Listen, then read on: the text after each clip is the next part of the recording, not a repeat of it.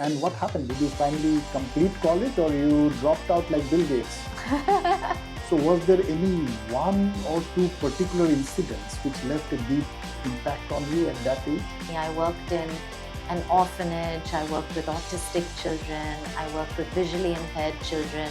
Are you more secure having $1 million in a bank account or 100 people willing to do whatever it takes for you through the ups and downs of your life? If we get it right in our classrooms, we build a generation of leaders that's going to build a more peaceful, happy, safer world, not just for themselves, but for everyone.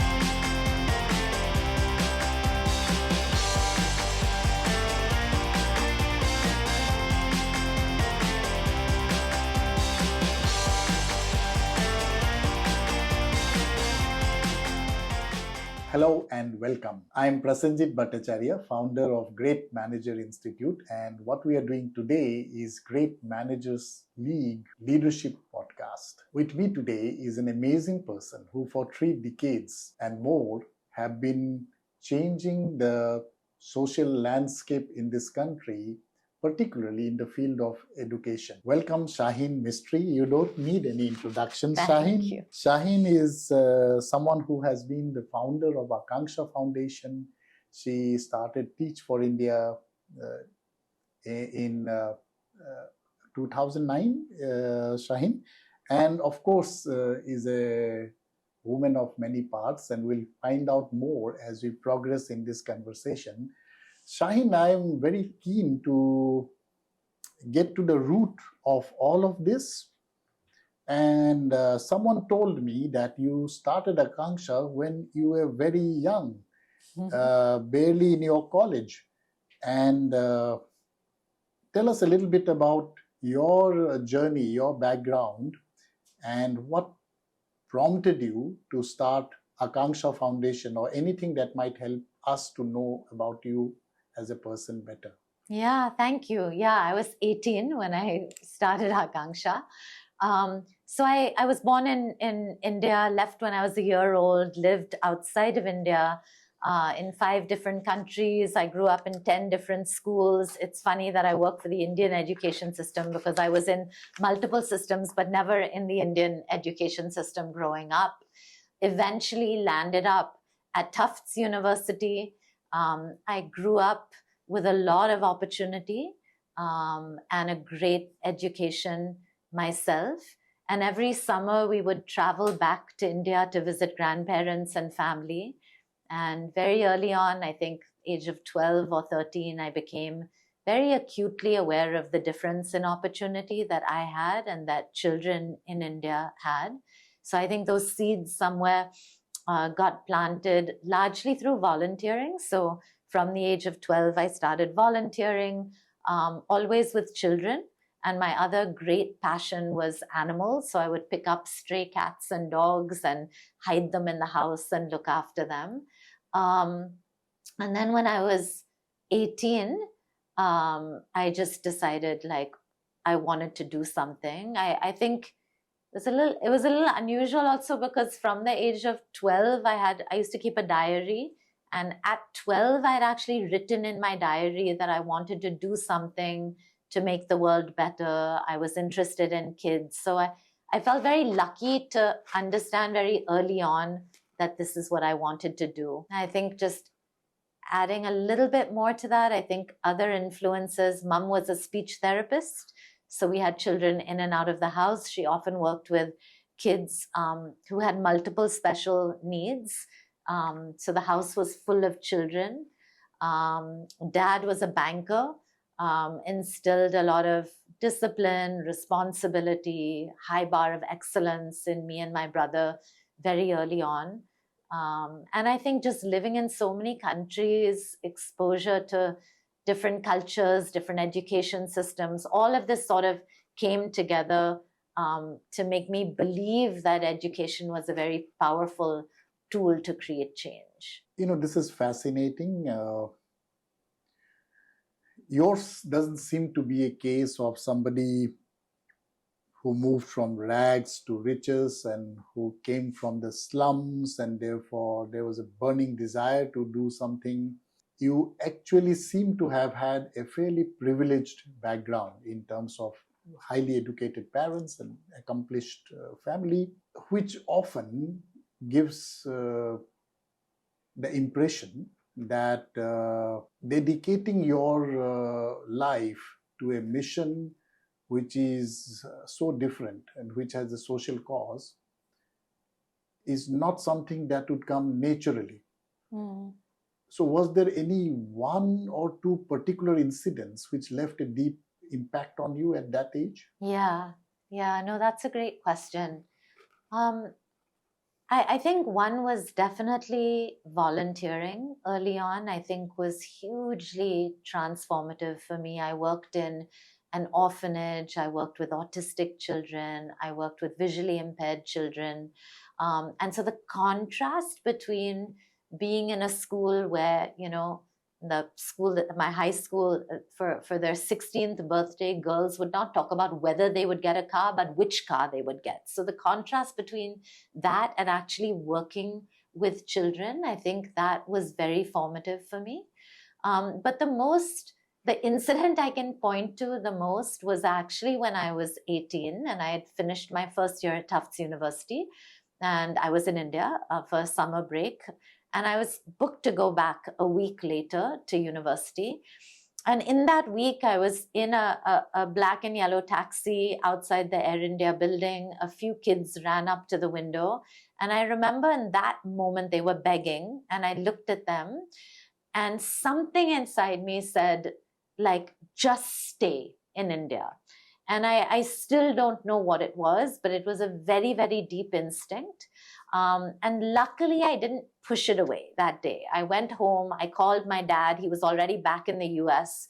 And I said, I don't want to come back. I just feel I want to do something in India and I want to do something with children. So that moment, I think, and I often think there are probably many, many moments like that in my life where I've had instincts like that, but I've sort of like let logic prevail, pushed them away and moved on.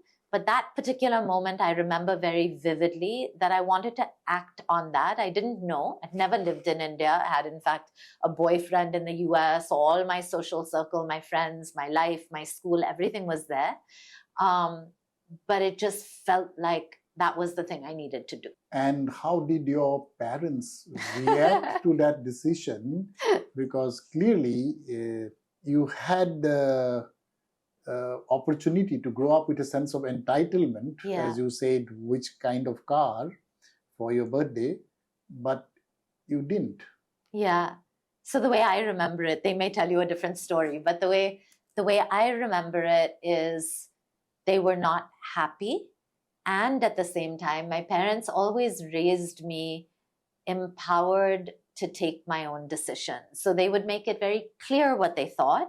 But in the end, they would never stop me from doing what I wanted. So at that point, when I called my dad, he said, look, it's probably better that you finish college, then at a later stage, go back to India. But if you want to stay, the condition is get into a top college. And I think he said that thinking I wouldn't, because I wasn't a very academically strong student and college admissions in India were over and I knew nothing about the landscape of colleges here. But he said, if you can get into a college, we'll defer your admission for a year, you try it out for a year, and then you see what happens. So that was sort of the deal that we struck. And what happened? Did you finally complete college or you dropped out like Bill Gates? I don't know if I would compare myself to Bill Gates, but I did drop out of Tufts University. I never went back. I came here and the only college I knew was St. Xavier's College because both my parents had gone to Xavier's. So I landed up at Xavier's and admissions were over. And I said, I want to meet the principal. And they said, you can't meet the principal. And I just started crying in the hallway because I didn't know what to do. And I knew that this was like my last chance to stay in India. And some sweet college student walked up to me and she said, why are you crying? And I said, because they're not letting me meet the principal. And she said, well, if you really want to meet the principal, there's a side door to his office. And so I literally barged into that side door. Father Emil de Cruz was sitting there, and I said, Father, my life is in your hands. The only way I can stay in India and fulfill this dream I have of working with kids is if I get into your college.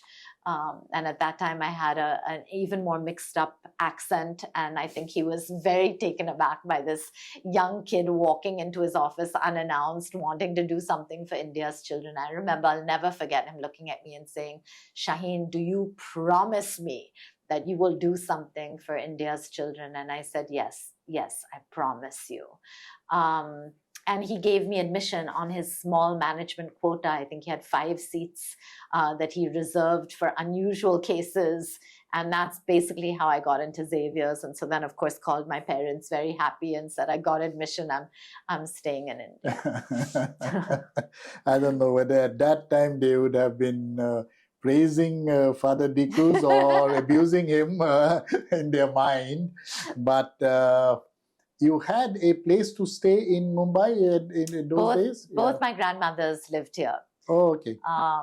And so I stayed first with my Nani, who's been possibly the biggest influence on my life. My Nani lived life according to her own terms, like in a crazily unconventional way.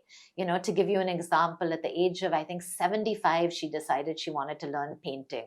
And then she just started painting, and she never wanted to spend money. So her husband was a doctor, so they would get a lot of those medical calendars donated. She would use those as canvases, paint them, and her whole house was painted, you know. One day you'd come home and you'd notice that the curtains were different, and she'd have taken the curtains down and made them into clothes for herself. So she was really that unconventional. And she would always tell us, like, you know, take me or leave me. I am the way that I am. So I lived with her for a while, and then moved to my dad's mother, who was a very different, more conservative, more proper kind of grandmother, very loving. Both had a lot of questions about what I was doing, but they did give me a home to live in. Wow. And it's one thing to be moved by one incident, and it's another to sustain that over a period of time. So college would mean at least 3 years for you. What all did you do in college to keep the promise that you had made to the principal? Yeah, so actually, I met a friend of mine a couple of weeks ago who reminded me that her first meeting with me was when I came back to India. I wanted to be completely Indian. So I would wear starched white cotton saris to college. I had a big bindi. And so she recalls that the students were sitting in a room, and I walked in and they didn't know who I was, whether I was a student or a professor. And she said, you walked in with a cassette player, she said, with your very badly worn sari, and you pressed play, and you made us all listen to We Are the World. And we were all very confused as to what was happening. 90% of college students walked out of the room. And she said, but I waited because I was very intrigued. And she said, at the end of the song, you looked at the few of us who were left and you said, do you want to volunteer? So really, what happened at Xavier's was I just started talking to kids in the canteen, students. And I was amazed because I'd come from Tufts University where everyone attended class, and it was like academics were very serious, to Xavier's where at that time at least no one would even buy their books for most of the year. And then a month before exams, everyone would go out, buy their books and cram for the exams. So a lot of people ended up spending a lot of time sitting in the canteen. So I would go to college students and say, aren't you bothered by all the problems that you see around you in India? And 99% of them said yes. And then I said, well, if you're bothered, then why aren't you doing something about it? And they said, what difference will it make? And so I went home and I would hand paint these posters saying, one person can make a difference, and put them up in Xavier's and go class to class and tell the professors, just give me 5 minutes of your class to talk about the fact that I need volunteers. And so I went class to class, recruited a group of volunteers, and then at the same time went into the community near my grandmother's house, found a group of kids that wanted to learn, and started what would become the first Akanksha Center. So my college days, like really the only thing I remember is being obsessively focused with getting Akanksha off the ground. And Akanksha was a very simple idea. We had no money. We said, we don't need money. We said there are spaces all across Bombay that are free in the afternoons. Those can be classrooms. There are children who need and want to be educated. And there are college kids who have time and so much talent. Let's just bring the three together. So really my college days were spent conceptualizing that idea, recruiting volunteers, recruiting kids, bringing them together, and of course, spending a lot of time myself teaching children and spending time in the community, trying to understand the children that I was teaching. This you did when you were 18. Yeah. Okay.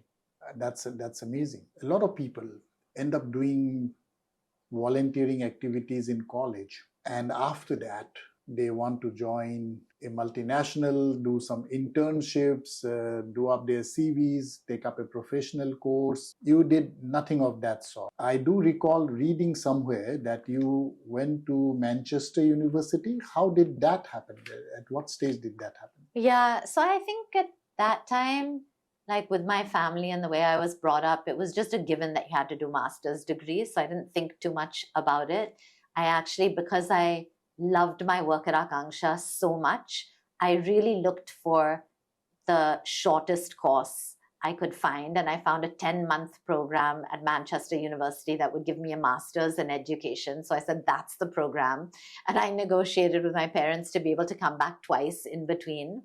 And I left Akanksha to the same friend that I was talking about who'd been there that day with the cassette player.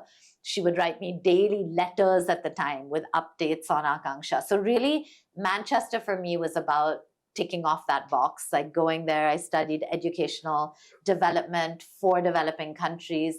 Interestingly, wrote my thesis on the role of the Indian college student in India's development, which was the idea of Teach for India all those years later.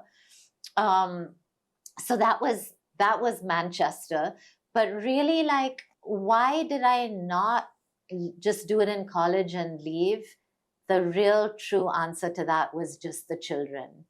I fell like madly in love with these kids, and I was so deeply blown away by everything I learned from them. I think when I came in from my own background and from such a different world, I had a very naive and limited understanding of what it means to live in poverty, to grow up in an urban low-income community. And I think what I wasn't prepared for was all the amazing things that my kids taught me. And I don't say that just for lip service. I feel like what I have been able to give over these years has paled in comparison with what my kids, just through the sheer way they've lived their lives, have taught me. And so in some ways, it was almost selfish to stay in the work. I didn't think that I would learn more from a corporate than from a classroom. I didn't think that, I would learn more from a fancy like leadership institute than I would learn from sitting and talking to the parents of my kids and learning from their lives. And so that's really what has kept me in the work all of these years. Wow. So you came back and then you said that you'll focus on Akanksha Foundation. At what stage did you need support from other stakeholders, or that model where you had college students freely giving their time and space, free space, which were available? Did that change after you came back, and what changed? Yeah. So Akanksha was very organic. I I feel like sometimes now when I see how much planning people put into things, I feel like that matters, and like intention, like my learning was that deep intention is what leads to impact. And that was there. I just had a very deep intention that I must follow my kids, listen to them, talk to them, and do the best that I can to meet their needs as I understood their needs. Um, so that was sort of the driving force. Um, Sorry, what was your the question? I wanted to know that at what stage did you realize that you The need others, support yeah. from other Yeah. stakeholders? So I was saying it was organic to the extent that even that happened by chance. So we were volunteers for the first 5 years. Our entire budget, I think, was 60,000 rupees for the year, which was the cost of one bus that would bring the kids. But otherwise, we would even get like paper for class donated from companies that was free on one side and blank on one side and used on one side. But one day, a volunteer walked in and she said, I think you should pay me as a teacher. And her name was Rachna. And I said, why should we pay you as a teacher? We're all volunteers. She said, but you've seen the problems with volunteers, right? Sometimes they come, sometimes they don't come. And that made sense to me. So I said, okay, let's try to raise the money for one teacher. So like that, when we needed to raise a little bit more money, someone said, you can't really raise money until you're registered as a regular organization. So then I went out and learned what it meant to be registered. So really, Akanksha was just a personal experiment. And as and when we needed things, we put them into place. We became an organization almost by accident. We didn't set out to become an organization, just set out to teach kids. And for me, I think my 17 years at Akanksha, the biggest thing was just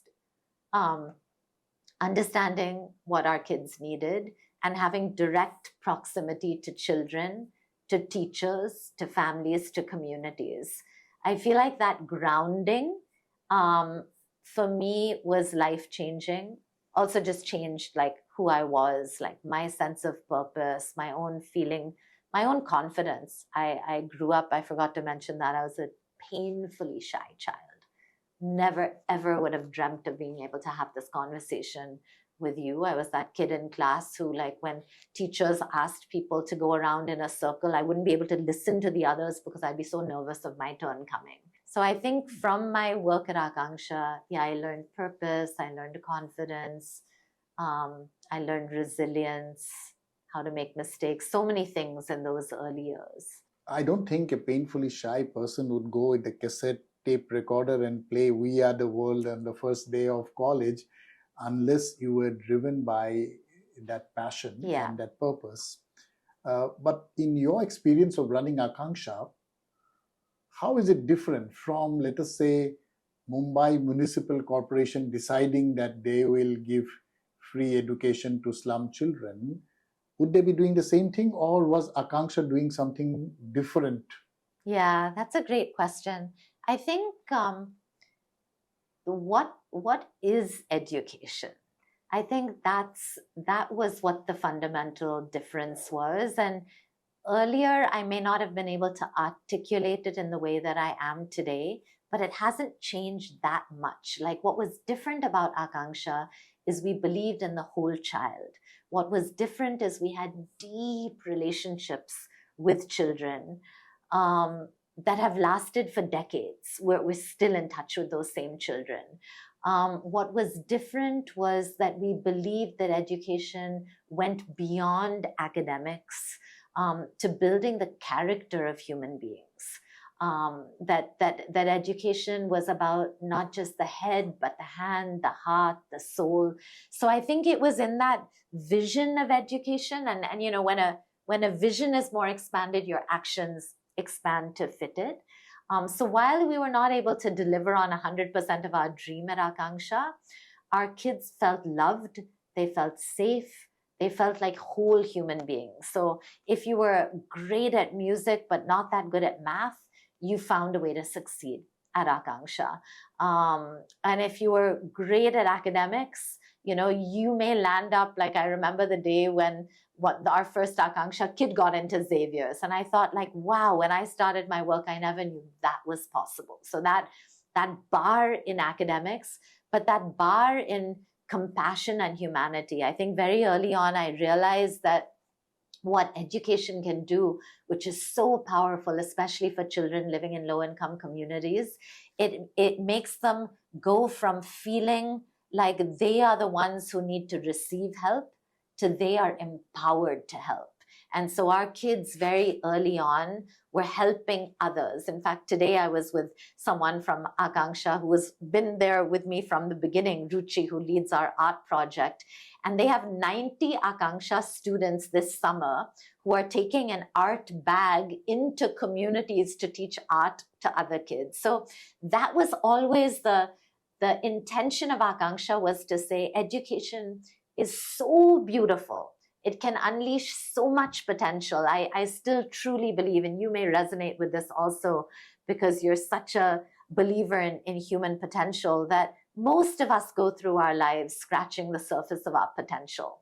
And I attribute a lot of that to our education system, that we equate everyone in the same, success is the same for everyone. If you don't do well on that grade 10 exam, that's it. I think at Akanksha, we tried to think way beyond that. And it happened instinctively. Like, it wasn't a framework or a construct. It was just getting to know kids and realizing that, like, this kid is so different from this kid. And they can both shine, but they will likely shine in very different ways. Which is so amazing. The vision that we have at Great Manager Institute, for example, the reason we were created is that every individual should get an opportunity to maximize their potential by working with a great manager. Because a great manager is someone who is not using the same yardstick for everyone. And recognizing that creating a great experience for 50 students, 500 students, 5,000 students is work of a lifetime. Now, you decided that you needed to have another model, which is when Teach for India comes into the picture. I'm assuming inspired by Teach for USA. So my counter question to you is, the reason why you created Teach for India, was it because even with your experience, you were not confident that you can impact government and the resources which government has to actually do what a Teach for India is doing? And what prompted you to continue to do work outside of the government system? So see, Akanksha gave me belief because I saw what children were able to do. And it's different to know it with the statistics that education is powerful and to see children grow in front of you and reach that potential. So when I had been at Akanksha for 17 years and I saw that that was possible with children, I also felt like it had been 17 years and we were only reaching 4,000 children. So for those kids, it was amazing. But it was 4,000 kids in a country of, today, 320 million children. And so really the question was, how do we have this kind of deep impact at scale? And the deep is really important to me. I think having worked with children, I realized that there is no silver bullet to education. When you're talking about the true kind of education that unleashes potential. We know this with our own kids and family members, right? That it's years and years of work with children. They will go through ups and downs and maybe they will be on the path to their potential. And so Teach for India was really, the question was, how do we do this at scale? How do we do deep work for children at a scale where we're changing the system so that all children thrive and maximize their potential? And I was searching for a model that would do that. That was really the intention. Teach for America again happened by accident. We had 4 Teach for America alumni. Teach for America had started about 10 years before, and they were volunteering at Akanksha. And I happened to meet them. The 4 of them didn't know each other. I met them at different points in the year. And yet they struck me as these young, driven, passionate people that talked not about education, but about equity. That like, this is about justice. This is about equity. And I was very, very fascinated. And I said, let me go and learn more about this program. So I went to the US, and I got an appointment to meet Wendy Kopp, who was then the CEO and of course, founder of Teach for America. And I went into her office and I said, Wendy, like, do you think a model like this could work in India? And what struck me about the model was that Wendy's bet had been on leadership. She said it's such an obvious point, and yet I don't think we make the point enough, that systems change when leaders change. And she understood that as a young student at Princeton University. She wrote her thesis saying, I'm going to get 500 Ivy League students in the US to choose to teach in public schools in our most under-resourced communities. And I believe her thesis advisor told her, you may as well rip up your thesis. Like, this is not going to fly. This is a crazy idea. But her idea was brilliant, because her belief was that if I can change who is in positions of influence, they will then build educational equity across the country for all children. So that idea of leadership was very, very powerful to me. And long story short, Wendy first said, no, my board has said there's too much work in America. It doesn't make sense to do this anywhere else. I went back again a month later. I said, Wendy, I've come again. Can you just come to India? She'd never visited India. So she said, okay, I'm intrigued. I will come to India. And she came to India, and we went into colleges, and we went into schools, and we went into communities. And she was struck. She said, it's going to work. She said, I think it can work anywhere, because what I was not prepared for is the potential on Indian college campuses, the hunger in Indian children to learn. She said those same ingredients exist all over the world. And so while we started Teach for India here, she in parallel started Teach for All, which was going to then become the global network. And today, I think there's 64 or 65 countries that have similar models, and we all learn very actively from each other. What was the major difference between the Teach for India model and what you were doing previously at Akanksha? So I think the Teach for India model is I like to think of it as a school of leadership.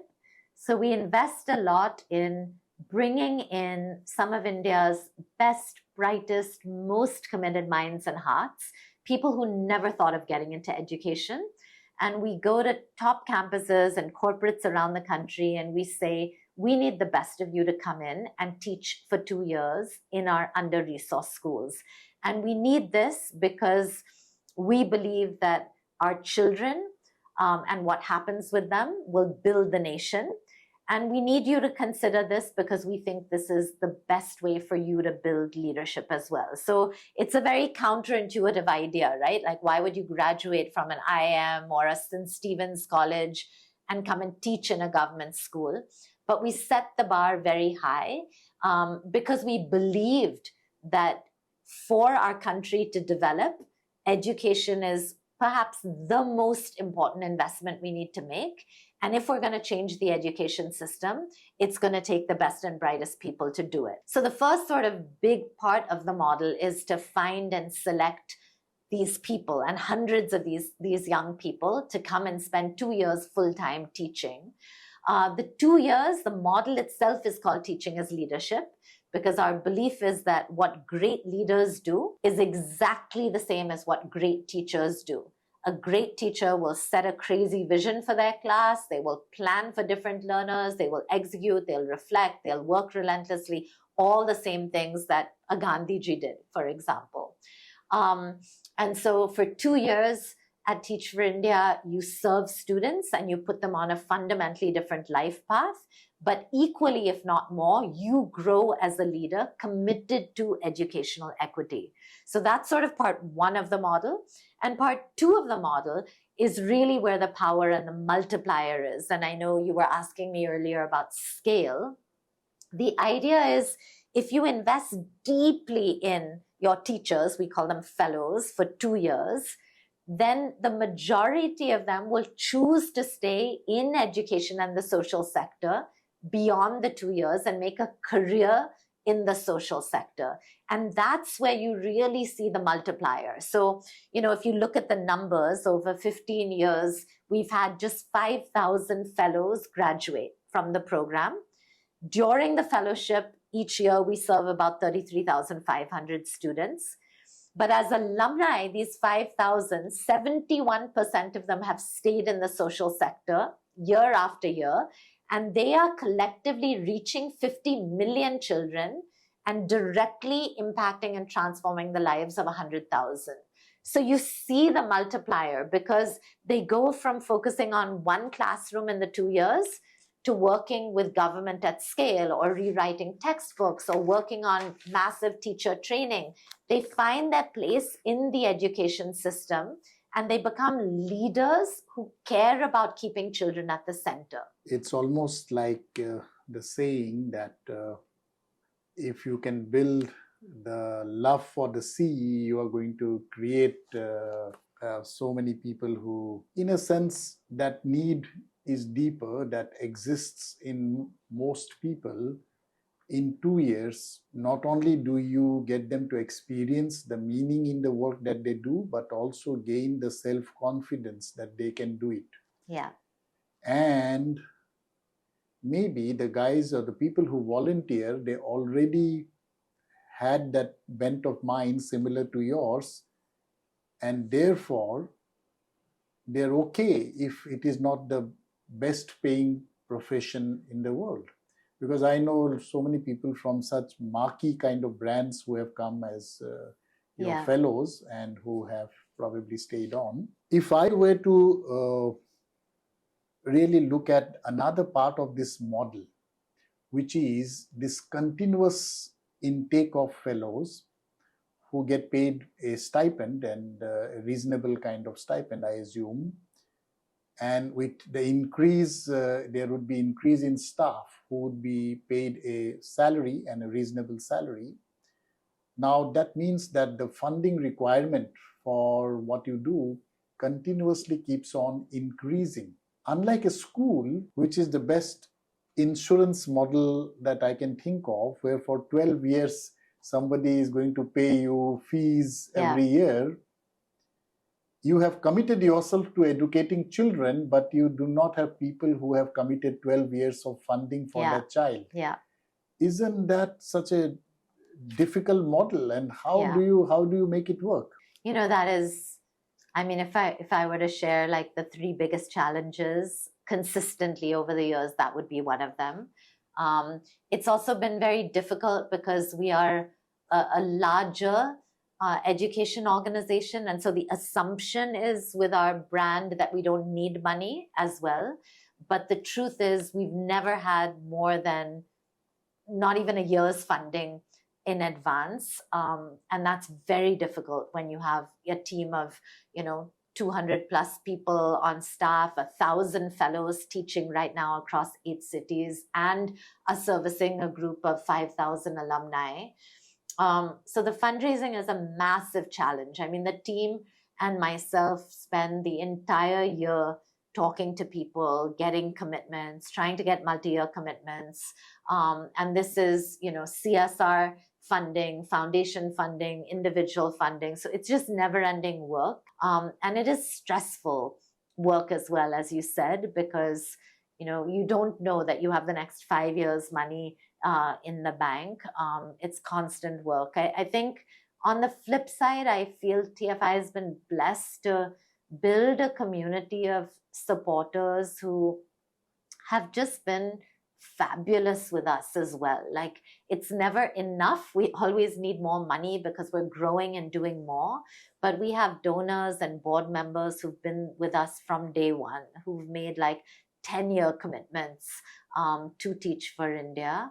And a very, very active, engaged, and credible board who has guided us through our fundraising journey, but way beyond our fundraising journey as well, really sort of mentored us. I feel blessed to have a board who will put the same level of effort into calling a hospital when we need admission for a child as introducing us to a donor. That's really the kind of people that have been attracted to this idea and this mission. And as you talked about, one of the top three challenges, which one can anticipate, and probably, unless you actually meet the children, there are seemingly more compelling areas for people to donate money, which is like natural disasters, for example, and so on and so forth. To what extent getting a set of people who are committed to being with the organization for the long run, is that one of the top three challenges? I can imagine that with the kind of pressure on fundraising for a good cause, you never thought that your career would be marketing or sales, but I suppose whatever you call it, that's what you have to do. Is there a lot of burnout, and is that a challenge in terms of how do you keep people in the organization for a long period of time? So the three challenges, just to name them, like fundraising is one, people is the second, and the whole gamut of people issues, right? Right from like hiring exceptional people, retaining them, being able to support them, being able to grow and build their capacity, everything that you have thought so deeply about. So people, and for me, people are everything. Like when you have a strong person, positive change happens. It's my theory of leadership and how anything changes. So people would be the second. And the third, which I'd actually put as the single biggest challenge, is actually the day-to-day lived realities and needs of our children. Like 35 years into the work, I still don't know what to do when a child is getting abused at home, or parents are unemployed, or the mental health and suicidal tendencies of children who are struggling with trauma. With our kids, the bulk of them have experienced significant trauma in their lives. And you put a 22, 23-year-old teacher in front of them in a school that doesn't have access to social workers, doctors. Like, it's just the challenge of the everyday lived reality of the fellows, and our ability to support them adequately is the single biggest challenge. Despite the fact that they're highly selected, right? We select 5 to 7% of fellows that apply to the program. We train them. We put a program manager in with them to support them. But still, the needs are so wide and deep of each child. And that's what I think saps the energy more than anything else. While fundraising is draining, people issues are all of this, yes. But for me, it doesn't have the same emotional drain as helping our staff and fellows deal with the lived realities of our children. Yeah, that's quite amazing, because I can imagine how much worse it would be for children. Corporate India is what I deal with, and there are 50 suicides every week because of workplace stress. We have heard about farmer suicides. We don't hear about workplace stress. And the reality is that much as the volunteers who you call as fellows would be good leaders, they are not trained to be great counselors, and they are not necessarily the people who can deal with some of this. And I think the psychological toll that it takes on everyone within the organization is like, it's huge. And do you have even opportunities to let your hair down and party, or well, before how that, do you manage it? Go ahead. Before that, like one thought that came to mind, or one learning, of course, we've put a lot in place over time. We have partnerships with organizations that specialize to help our children, and we give our fellows a lot more mental health support, etc., than we used to. I think my big learning, and I think this is applicable anywhere in any organization, is the building of communities, small communities around each person can be the surest way, I think, of helping people navigate the ups and downs of their life. And I didn't realize the power of this when we started, but today I truly believe the biggest thing we give the TFI child is 15, 20 people around them who will be theirs for life, way beyond their time in the classroom. And we've seen this play out. It's so fascinating. Like, we don't have a formal, structured program for this, and yet almost all of our alumni, years after leaving the program with no formal affiliation to TFI, are in touch with their children. And so it's this saying of like, it takes a village to raise a child is so true. And it's not just for our kids. I think what we've realized at TFI is we have that security system around us. So while like a TFI staff member or fellow may be getting paid less, I often wonder, like, where does security come from? Are you more secure having $1 million in a bank account, or 100 people willing to do whatever it takes for you through the ups and downs of your life? So I think building social capital around people, especially people who will go through lots of ups and downs in their lives, has felt really, really important. To your point around fun, I think it's been a long journey to get to this place. I think I used to be a lot more intense and unable to balance anything. I've realized the difficult way many years later that you can be a whole person, and actually you become more effective at work when you step away from work, when you're obsessing a bit less about work, when you shut off every evening, when you stop to play with a stray dog on the road or laugh at a stupid challenge. Like, I think I've learned a lot of those things, but it's taken a lot of internal work. I don't think it's actually been about the external. I feel, in fact, today, the level of challenges that I have, the level of responsibility is more than I've ever had, certainly more than I had 5 and 10 years ago. And yet the level of heaviness I feel is much less than I felt as a younger person. And I say this a lot to social sector friends, especially, that it's just the shifts need to be inside you, and I don't think that's easy, and we're all learning. But if you, again, have a community around you to remind you of these things, it makes a huge difference. And for me, the most salient learning and way of working has been a shift from anger and fear to love. Just like understanding, like, what does it mean to respond with love? And love in the broadest possible way, starting with love for yourself, which means like a gentleness, an ability to laugh at yourself, stepping down from the pedestal, being able to be vulnerable, to love for the people you work with. That's been a big journey for me too. I never used to really like adults that much. I thought they were just sort of the tool to get to the kids. Now I feel the opposite. I feel unless the people closest to you, you love them and their cups are full, it's not going to overflow to the next level. And then loving the work, loving children, loving like why you're in this work, and ultimately loving the country and the world, right? Because ultimately for me, the work of education is the work of nation building. If we get it right in our classrooms, we build a generation of leaders that's going to build a more peaceful, happy, safer world, not just for themselves, but for everybody. And I think that's the ultimate goal of what we're trying to do. This is amazing, and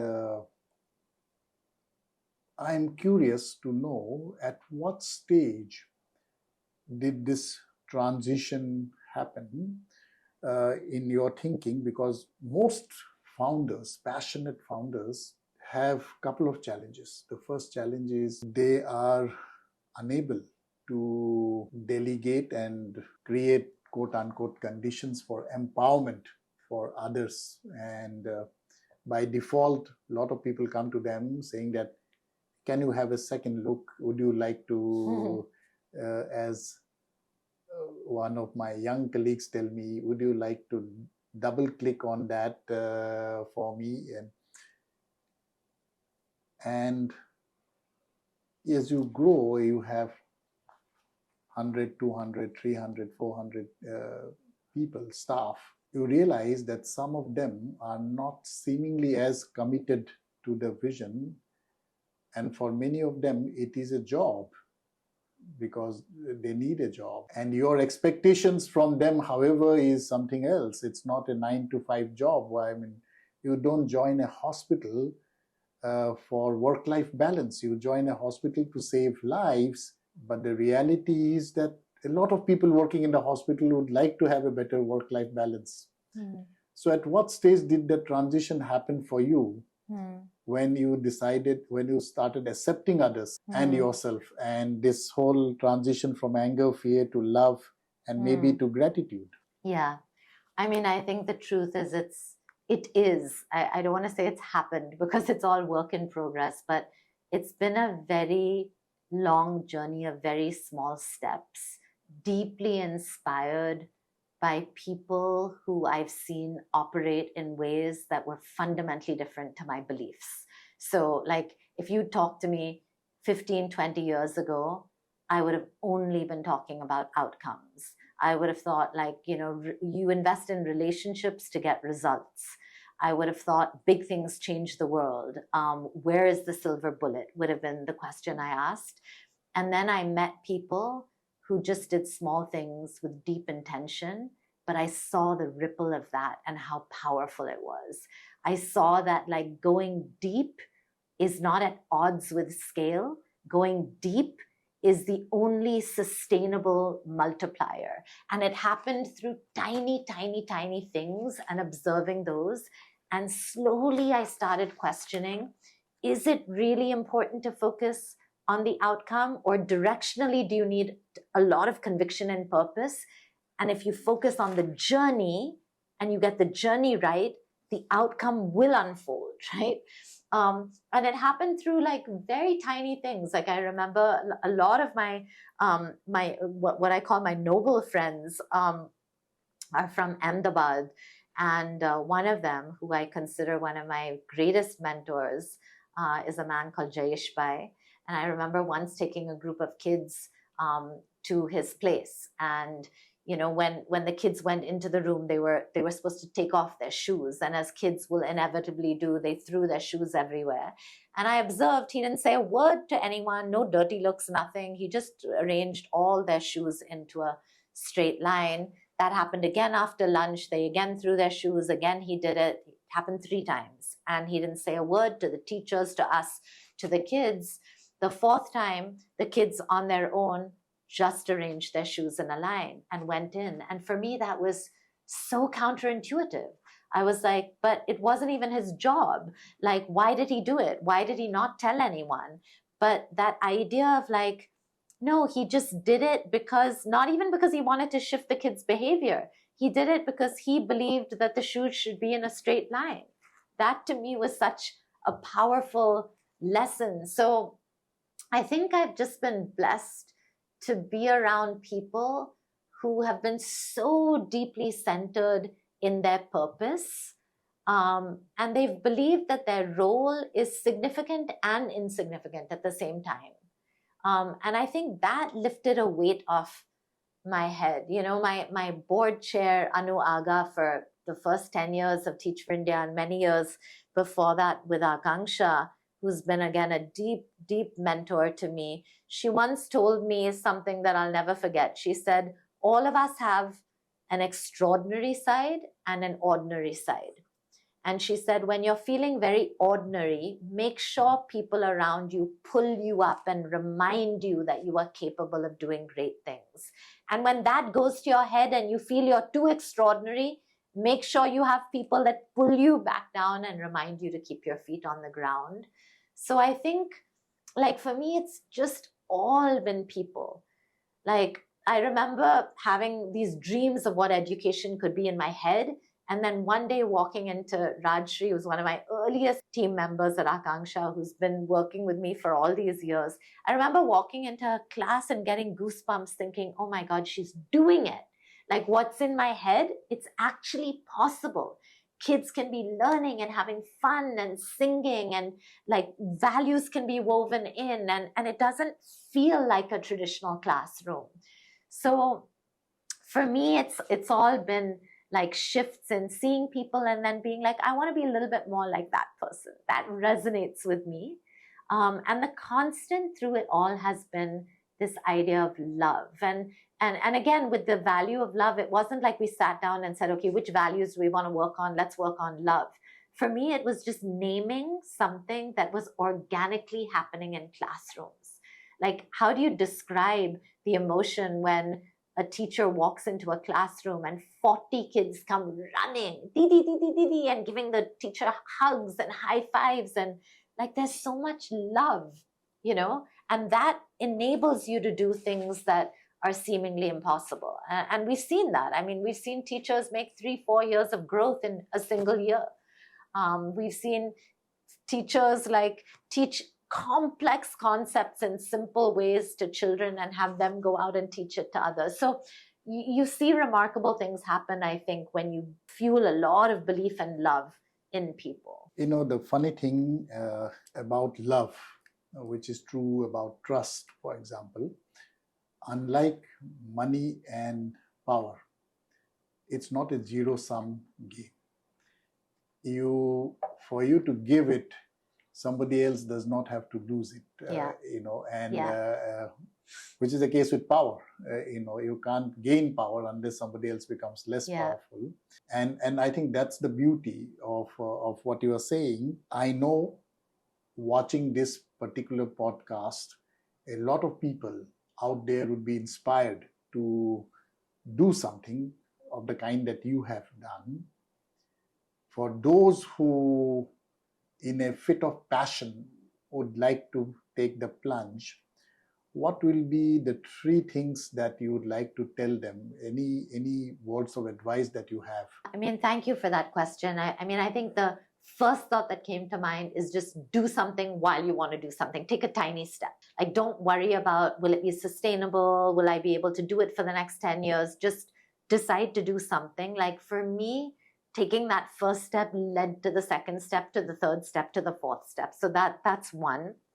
I think the second is give as much as you possibly can. I feel like we live in a world today where we all need to give a lot of ourselves, especially those of us who've been privileged enough to get a lot of opportunity. The problems in the world are too big and too stark.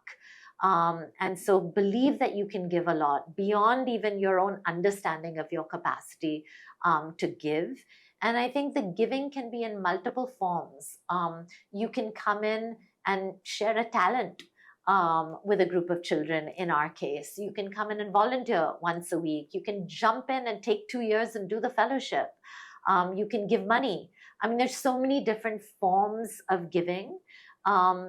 But try to find like that sweet spot between something that's going to give you joy, something where you believe you're going to learn. So don't come in just to take, but believe that you're going to get a lot from this experience as well. And then just do something small, but do something. I mean, that would be my big thing. As you look back at your journey, is there something you would do differently if with your superior wisdom now? Or you do exactly the same thing? There's a lot of things that I am very different today than I was. But I'm very grateful to have had the journey to reach this place on my own. So in that way, I don't have any regrets.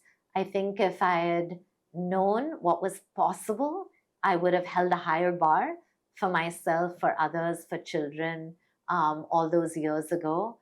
I wish I had been a little bit less angry as a younger person, but maybe that fueled the understanding of the power of love. But I think if I had embraced that value earlier on, maybe that would have helped as well. But overall, just feel very blessed to have had the journey with all of its ups and all of its downs as well. And we are very lucky that you decided to come here for this podcast, Shaheen. Thank you. It's been an absolute pleasure. Thank you so much.